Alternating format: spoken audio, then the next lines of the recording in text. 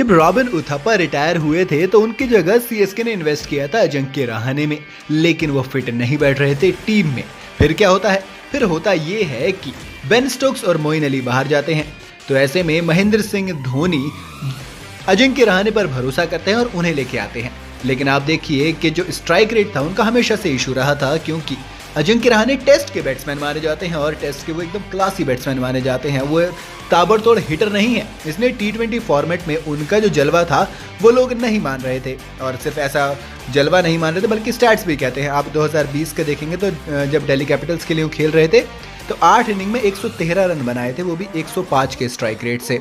2021 की बात करूं, दिल्ली कैपिटल्स के लिए खेलते हुए एक इनिंग खेली थी, 8 रन बनाए थे 100 के स्ट्राइक रेट से। फिर आता है 2022, उस टाइम फिर कोलकाता के साथ आई है, तो नाइट राइडर्स के लिए जब खेलते थे 7 इनिंग खेली, 133 रन बनाए 103 के स्ट्राइक रेट से। हाईएस्ट स्ट्राइक रेट 105.6 था और 2022 में 103.9। तो एक जो रहाणे थे वो सब कोई तो टेस्ट के खिलाड़ी हैं या वनडे के खिलाड़ी मैक्सिमम कह सकते हैं, लेकिन T20 में नहीं। फिर आता है 2023 और आता है सीएसके के साथ और आती है महेंद्र सिंह धोनी की कप्तानी।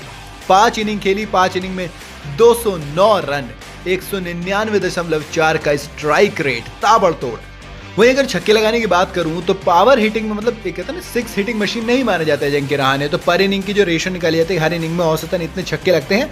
तो 2012 में खेलते हुए राजस्थान की तरफ से 16 इनिंग में 10 छक्के लगाए थे, यानी कि 0.6 छक्के, यानी कि एक छक्का भी नहीं, आधा छक्के से कुछ ज़्यादा छक्का एक इनिंग में औसत आया। फिर 2013 में 18 में इनिंग में 11 छक्के लगाए, यानी 0.5, वो और ज़्यादा गिर गया, यानी कि आधा छक्का 2 इनिंग चाहिए एक छक्का मारने के लिए अजिंक्य रहाणे को, तो वो और ज़्यादा गलत चीज़ हो गई थी। 18 इनिंग में 11 छक्के। फिर आता 2015, 13 इनिंग में 13 छक्के, तो पहले से बेहतर ज़रूर हुए, लेकिन हर इनिंग में एक छक्का आप एक बड़े खिलाड़ी से ये उम्मीद नहीं रखते T20 में स्पेशली। और फिर आता है 2023 सीएसके के लिए। अब देखिए 16, 15, 18 इतनी इनिंग खेल रहे थे, सीएसके के लिए सिर्फ 5 इनिंग के लिए 11 छक्के लगा चुके हैं, यानी कि औसत जो है वो 2.2 छक्कों का एक इनिंग में। पहले से बेहतर, बहुत ज़्यादा बेहतर। फिर आती है अगर स्ट्राइक रेट की बात करें तो पेस के खिलाफ जो स्ट्राइक रेट था वो अब तक का सबसे बेस्ट है। 2015 में स्ट्राइक रेट इनका 13 इनिंग में कितना था? 132.6।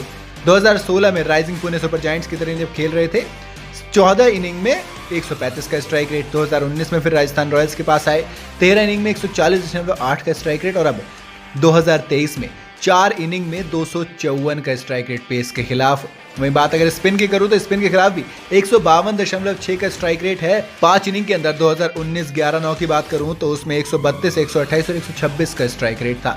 लेकिन एक नए रहाणे हमें देखने को मिले। अब आप इसका क्रेडिट किसी को भी दे सकते हैं, रहाणे की मेहनत कह सकते हैं, धोनी का भरोसा कह सकते हैं, या कुछ भी। आपको क्या लगता है वो आप अपने हिसाब से बता सकते हैं।